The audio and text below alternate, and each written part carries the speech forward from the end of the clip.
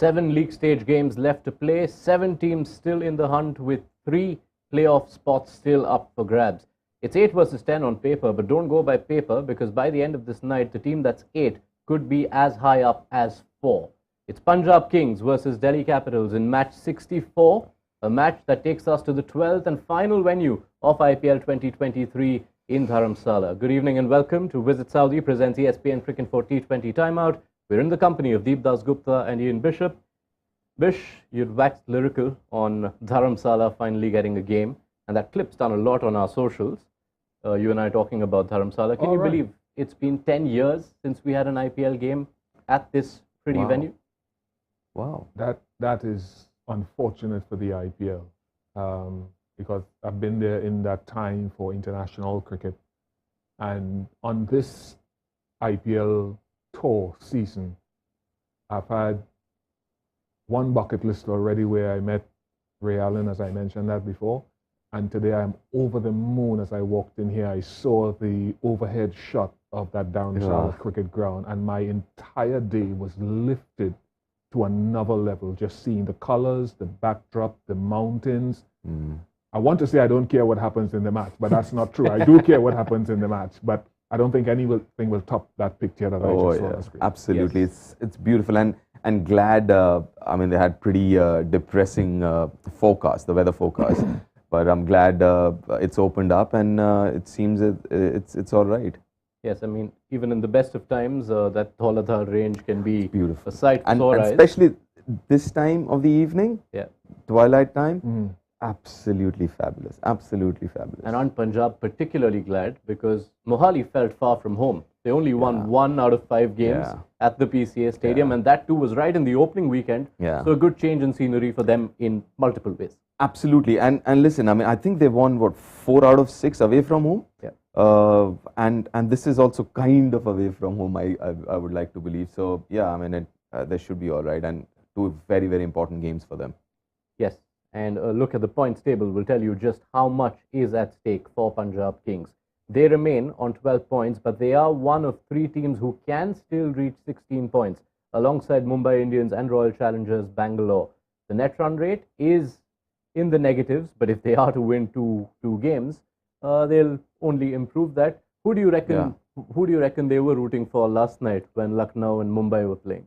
Obviously, Lucknow, I would like to believe. I mean, because with Mumbai, they're in direct clash with Mumbai. So now, if they go on to win this one, they are at par with Mumbai. So it's difficult. I mean, the other important thing with LSG and that 1 extra point or odd number, that changes a lot of things. I mean, they are on 15. They go on to win 1 more. And chances are those 16 then becomes very, very tricky. Then the net run rate definitely gets into the picture. And yet the beauty of how this points table has played out is that still those 2 teams who are on 15 in Chennai and Lucknow could still miss out. Because if all 3 of those teams who we said can reach 16 Listen, do so. Let's not even get there. It's too confusing. I will spare all of us. I said that to Ronak last night when he asked me, who do you think will qualify sitting here with Tom? I missed me with that one, brother. It's too complicated. Yes, I will spare all of us. Thank you. The news from the toss is that Punjab Kings have won the toss at Dharamsala. They have elected to bowl. And while we'll get you the team news in just a bit, there is an important message already out there. Kagiso Rabada is back for Punjab Kings. He hadn't played since late April in this competition. And Bish, just automatically, a pace bowling attack, which has had its troubles in the last few games in particular, feels just so much stronger for that wealth of experience coming in. Yeah, I thought it was an option. I said it publicly from about 2 or 3 games ago that that's an option. It doesn't have to go that way. That I felt could have given them something close to their strongest team with a scenario where you can't afford to slip up. I understand why they didn't do it at Delhi, because Delhi was just turning and ragging everywhere. But here it seems as though the pitch has a little bit more in it for the quick. So they still have to come out and perform. But Rabada back, I think, for me, is a no-brainer along with Ellis. I feel sorry. Let me say publicly, I feel sorry for Raza. Raza's my guy. I love Raza. We've conversed a lot over the last year or so, and he's done well this season. No fault of his. Yeah, read an interview recently where he spoke about how he's in his limited time, he has a Player of the Match award, he's won a few of the other awards as well, made his impact, but in the last game was barely used. This was a combination, as Bish mentions, that earlier in the season we felt that there is that enticement of a four-pronged pace attack which has Rabada, Arshdeep, Ellis, Sam Curran.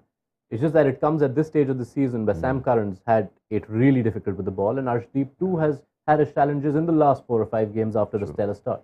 True. I mean, listen, if you look at that bowling attack and just forget about how they've performed, it looks like a really, not just a bowling attack, the whole team looks really, really good.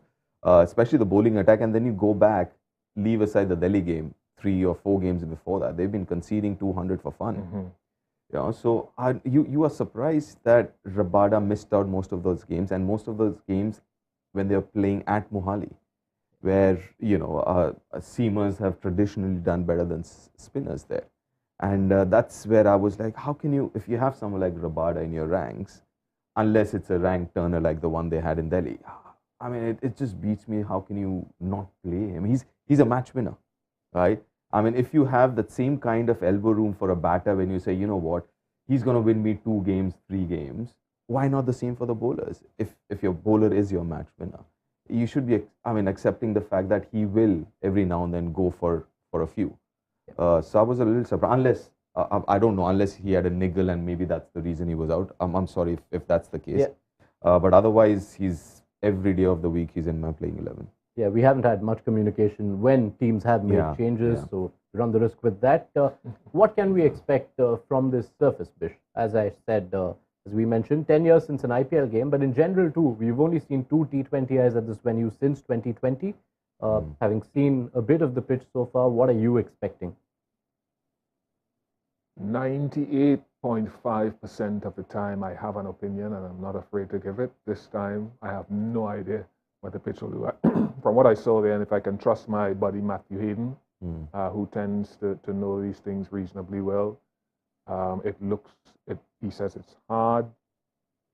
There's a little bit of grass, and for all those reasons you talk about the lack of cricket, I'm hoping that there's a little bit of bounce, a little bit of sideways movement, something that would question some of the top order batters. In T20 cricket in general since 2017, again, not a lot of it high stakes T20 cricket. It's been surprisingly low scoring, but you could also put that down to the time of the year when the Syed Mushtaq Ali Trophy is played. Could be, but generally speaking, this has been a good batting surface. Again, going by what I remember of the last few 50 ODIs that I've been part of and lucky enough to cover it. It's been good because of the extra bounce and true bounce. It helps the batters as well. It's not the biggest of venues in terms of ground dimension and all, and because of high altitude, it stays hit. You know, you'd see a lot of these sixes, especially. So that's one of the reasons it's been a high-scoring venue. I don't think it's going to be any different tonight. A little bit of more lateral movement because of maybe the extra moisture, because of lack of cricket or whatever. There is generally a tendency of an extra bit of moisture for the first half at least, or the first few overs. We might, what Bish mentioned, lateral movement because of that. Right. So let's take you through how Punjab are lining up for this one. Kagiso Rabada, as we mentioned, is back. There is another change. Atharv Taide is into the playing 11 in place of Rashid Dhawan. Rashid Dhawan does stay on the impact bench. He has been bowling the first over for Punjab in the last couple of games. This, however, is their bowling side, so that role changes. You've got, as we mentioned, a 4-pronged pace attack with Rabada and Arshdeep and Nathan Ellis and Sam Curran, and you've also got Harpreet Brar and Rahul Chahar, who had good outings in Delhi. Atharv Taide is someone who we've spoken about a lot. We felt in the middle when they were trying to figure their overseas mix and trying to see whether Short or Rajapaksa work at number 3. Taide himself quietly had done a good job at number 3 for them. Yeah, he got that 50 at home, and the next game obviously he did not score too many, and he was dropped. I mean, and that 50 was really, really good from Atharva. So I was surprised that he was dropped just after one innings post that half century. So, I mean, he's got decent record. I mean, 22, I mean, obviously, but look at the strike rate. Strike rate's good. Well, Prab Simran would be the obvious choice for the impact player. So Prab Simran comes in and Atharva at 3. And you got a left-hander at 3. I mean, why not? I mean, I was a little surprised when they dropped him and got, I think, Matthews shot to bat at 3. Yeah. I was like, it's not fair. I mean, he did all right. Yes, don't be surprised with Prabh Simran Singh's name not there. This is the bowling 11. You'd expect the man with a century in the previous outing, which was against Delhi too, will slot in. And in that game in Delhi, it was the domestic, not necessarily highly proven stars who did the job for Punjab and kept their campaign going. Prabh Simran Singh scoring 103 in a team total of 167. Rahul Chahar 2 for 16. Harpreet Brar 4 for 30. But Bish, this is the stage where you want the likes of Liam Livingston and Sam Curran to perform at their potential and to show why the big bucks go their way. Oh, for sure, because it's crunch time. It's crunch time before crunch time. Playoffs are crunch time. This is the crunch time leading to try to get into those playoffs. And this is why you have a guy that got MVP or Player of the World Cup. You have Liam Livingston, who's so highly thought of, still having his challenges this season against spin in particular. But you wonder if this pitch might be more amenable to him hitting through the line. We don't know. So yeah, big time, big players step up, not to take anything away from the marvelous Prabh Simran Singh. Ashdeep can give you match-winning performances as well as Shekhar Dhawan, etc., etc. But what a time for it to come together, if it does. And the last of those names in particular, the captain, Shikhar Dhawan himself, would want to step up. He's had it quiet since he returned from that injury layoff after missing 3 games. Yeah, and obviously, I mean, this is a pitch where, and especially if you're chasing, chances are obviously you've seen the first half, and you should enjoy batting on this surface. Smaller ground, high altitude. Ball comes onto the bat, you get value for your shots. So yeah, I mean, it's about time. And it's not that the last few games where he hasn't scored a lot of runs, it's not like he's looked out of form. It's just one of those things when a short span of time where you haven't scored runs. But even those 10 runs or 15 runs that he's got, he's looked all right. So yeah, it's just need to kind of get it together. I wonder if the first half when he was scoring runs, there was a big question of about his strike rate. I wonder if he's trying to think about his strike rate a little more than he should. The other fillip to this lineup is, I assume, that it pushes Jitesh Sharma back down into that area where statistically he seems best, not to put the one on him or not to misread, but Taide at 3, good. Jitesh has struggled with his entry point before over number 11 compared to what he does after that. Yes, and those numbers you see on the screen, Deep, is something we reflected upon with Bish in our initial build-up to this game. It just feels a lot better to see Jitesh Sharma batting in a role where he's been one of the best in the league this season. True, but if you look at the first few games where he came out to bat at 4, he looked quite comfortable batting at 4 also. Going by numbers, yes. But again, I guess what Bish is saying, I got to agree because his numbers look good. I think it frees him up as well. And that clarity of thought is, we've spoken about it. I guess him coming after 11 and Liam at 4 and him at 5, I think that kind of helps him to just go out there and not think about too many things and just bat freely. Like the Puran role. Yeah. The other part of that win in Delhi, of course, as we mentioned, were the spinners. Harpreet Brar with a 4 for, Rahul Chahar with 2 back-to-back good outings. He bowled really well in the game at Kolkata Knight Riders as well, where they just couldn't get the job done. But in terms of all the challenges we associate with this venue, potentially for spin, with dew, with the smaller boundaries, how do you expect the spinners to fare? I think someone like Rahul Chahar might benefit from that extra bounce. He's one of those, high arm release point and guy who does not really turn a lot, but obviously turns a little bit both ways, but he gets a lot more bounce because of that release. So if there is bounce on offer, then I think it should help a spinner like him particularly as compared to, let's say, someone like Brar, who's more of a finger spinner and undercutter more than anything else. So yeah, I think he should be all right.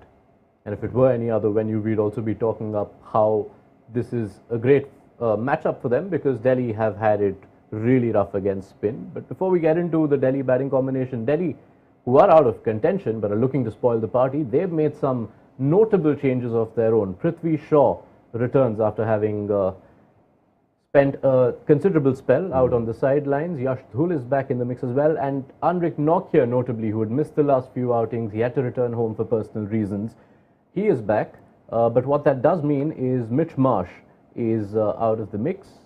And that, in a sense, tells you how a player who you really thought would have been so key to their fortunes. We look at Mitchell Marsh's batting numbers. They are a bit confounding. They're a bit confusing as well, because this is a player, Bish, who entered this season on the back of a completely dominant ODI series in India against India. Yeah, and his T20 batting, a World Cup winner a couple of years ago, and took his game to a new dimension, batting in that 3 position. So he'll be disappointed at the way he's gone with the bat. He was giving you good contributions actually with the ball. Yeah. You know, solid with his cutters and stuff like that. But once Anrik Nokia came back, you had to try to find a way and a place for him. Unfortunately for Mitch, it's come at his expense. And it just, I want to see tonight, what are Delhi thinking?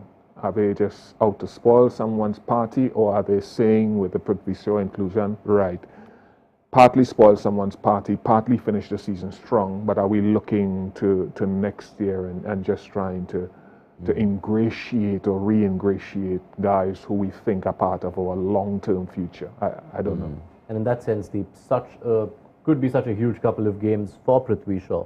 Just the 47 runs in the 6 games he played, a high score of 15. But this is a chance to show the management what he can offer. We don't know which way they'll go at the end of the season. True, but listen, obviously, I mean, those two guys, I mean, both Mitch Marsh and Prithvi and all that, I mean, they've been, for me, very, very disappointing this season, because you look at that team and someone like Prithvi, Mitch Marsh, and all these guys, Nokia and all. Prithvi, start of the season, like, I mean, Ponting came out saying, okay, just watch out for this kid this season and all. And we were all looking forward to it because he's had a decent domestic season. We'd keep talking about the next generation of T20 players, T20I players. And obviously his name was right up there with the others. And suddenly you see him in the first few games doing nothing at all. We saw those numbers there. Can you put your finger on what has been happening with him? Do you think there's a technical issue that needs to be rectified? Is it a mental approach? I think, personally speaking, he's obviously, there is no question about his talent. We all are aware of what potential he has.